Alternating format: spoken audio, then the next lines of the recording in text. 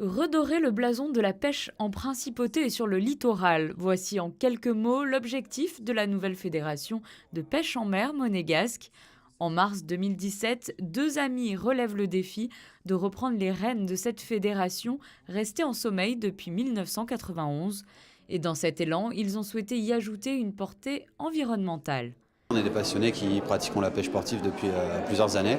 Et en fait, on a réfléchi sur comment tourner la chose de manière éthique et pouvoir partager une passion commune autour d'une cause commune, qui est justement la protection des espèces menacées, dont le thon rouge fait notamment partie.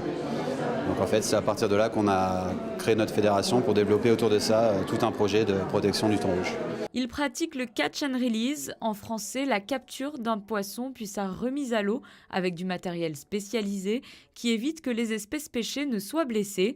Ils souhaitent donc avec cette technique aider à la collecte de données sur la population de thon rouge en Méditerranée. Un projet soutenu par le WWF et la fondation Prince Albert II de Monaco. Est-ce que, on a également une zone de nurserie, c'est-à-dire une zone de reproduction du thon rouge dans le courant Ligure?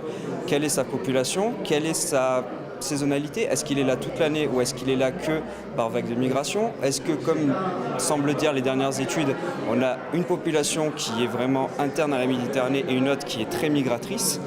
Ce sont des choses qu'on essaie de développer via la fédération, c'est-à-dire que par le programme de marquage, il va y avoir deux types de marquage distincts.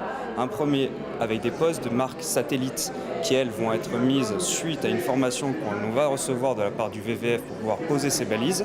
Et un autre type de marquage beaucoup plus facile à mettre en place qui est ce qu'on appelle les marques spaghetti, donc capture, recapture, qui, elles, peuvent être mises en place par énormément de plaisanciers ici, dans un cadre vraiment législatif propre à cette réglementation.